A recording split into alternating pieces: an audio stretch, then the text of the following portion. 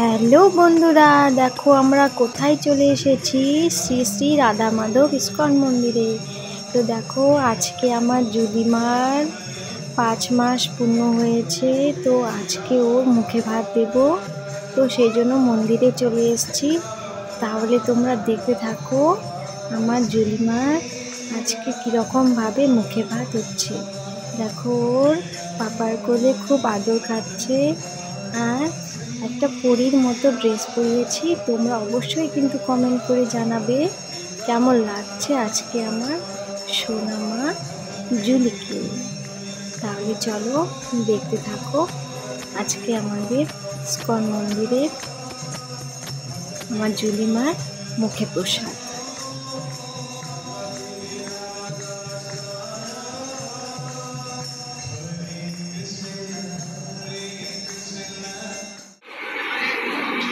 Hello বন্ধুরা, তোমরা সবাই কেমন আছো? তো এই দেখো আজকে আমার সোনামার আজকে মুখে ভাত হবে। তো দেখো এই যে আমরা সবাই রেডি হয়ে গেছি। তো অ্যাকচুয়ালি আমাদের তো সেরকমভাবে অনুষ্ঠানটা হচ্ছে না, তো ওকে নিয়ে যাচ্ছি আজকে মন্দিরে। তো এই দেখো ও এখানে ঘুমাচ্ছে, প্রচণ্ড কান্নাকাটি করছে। তো দেখো আমরা সবাই রেডি, কিন্তু আগে যাচ্ছি না দিদি। তোমরা সবাই আশীর্বাদ করো আজকে ও যেন দুধে ভাতে ভালোভাবে থাকতে পারে।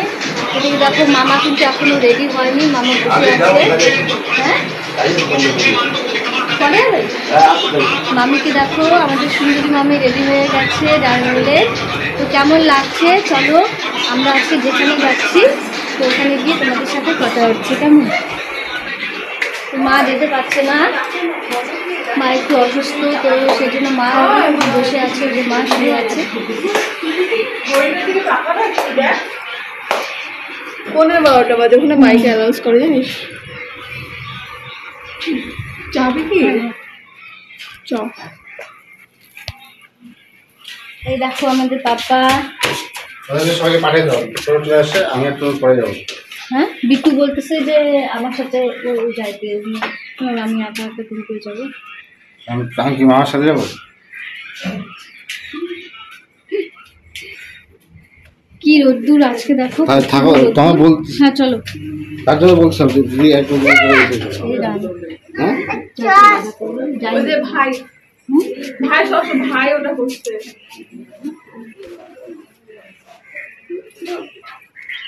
দেখো আজকে চল না, 12টা বাজে গেছে, তো লাভ হবে না। আমরা কি বলবো জানিস, কালকে আসো। টাটা।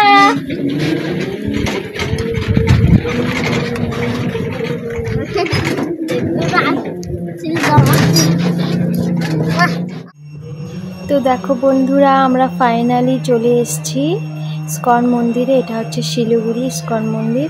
তো দেখো এখানে আমার বড় মেয়ে, আমার বড়দির মেয়ে, তাকে আমি মেয়ের মতোই দেখি। সে দেখো তার ছোট্ট বোনকে কীরকমভাবে সুন্দর করে সাজিয়ে দিচ্ছে। আর পাশে দেখো আমার ছোট্ট পাপা, আমার এটা মিষ্টির ছেলে। তো দেখো ওকে বেশ চুন্নি পরিয়ে দিয়েছে। আর ওর গলায় যে মালাটা তোমরা দেখতে পাচ্ছ, এই মালাটা হচ্ছে রাধা মাধবের কৃপায় শ্রীমতী রাধারানীর এই মালাটা আজকে ওকে উপহার দিয়েছে। তো এই মালাটাই আর কি পরাতে বলছে। তো খুব খুশি হয়েছিলাম যে রাধারানীর কৃপায় আজকে ওর উপরে এতখানি বর্ষাবে রাধারানীর কৃপা। তো তোমরা কিন্তু অবশ্যই আজকে আমার জুলিমাকে আশীর্বাদ করো। রাধা মাধবের কাছে আছে আজকে আমার জুলিমা। তো তোমরা কিন্তু অবশ্যই আশীর্বাদ করো, ও যেন দুধে ভাতে সারা জীবন থাকতে পারে, এভাবে হাসি খুশি যেন থাকতে পারে। তো চলো দেখো এখানে রাধারানীর হচ্ছে আরতি হচ্ছে। এখানে রাধা মাধবের ভোগ নিবেদন করা হচ্ছে। ভোগ নিবেদন শেষ হলেই তারপরে আমার জুলিমার মুখে প্রসাদ দেওয়া হবে। তো এখানকারই এক গুরুদেব, সে আজকে মুখে প্রসাদ দেবে বলে, তো সেই জন্য চলে এসেছি আমরা খুব তাড়াতাড়ি, সকাল সকাল চলে এসেছি। প্রায় আমি উপোস করেই আছি আজকে ওকে মুখ প্রসাদ দেবো বলে।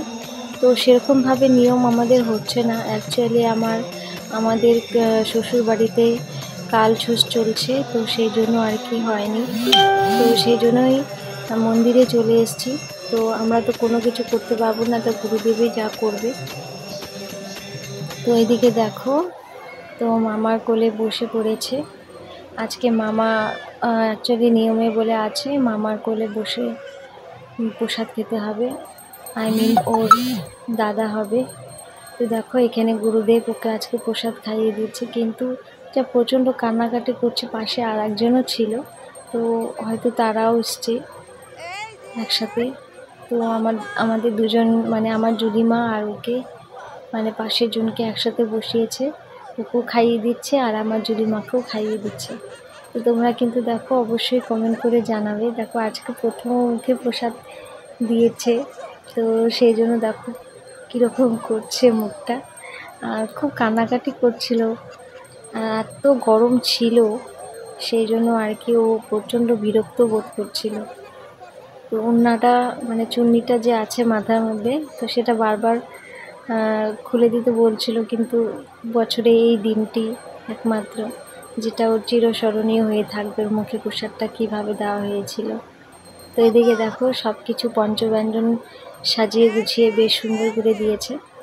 আর আমার সব থেকে বেশি খুশি লাগছে আজকের দিনে যে ওর গলায় যে মালাটা আছে, এটা রাধারানীর গলার মালা। খুব আনন্দ হচ্ছিল। অ্যাকচুয়ালি ভগবান যা করে মঙ্গলই করে, কারণ আমরা কিনতে চেয়েছিলাম কিন্তু কিনলাম না। তো দেখো আমাদের তো আজকের ভিডিওটি আমি এখানে রাখছি। তোমরা কিন্তু অবশ্যই আমাকে কমেন্ট করে জানাবে আমার জুলিমার মুখে প্রসাদ কেমন লাগলো। টাটা। ফোন কর প্রভুকে ফোন কর।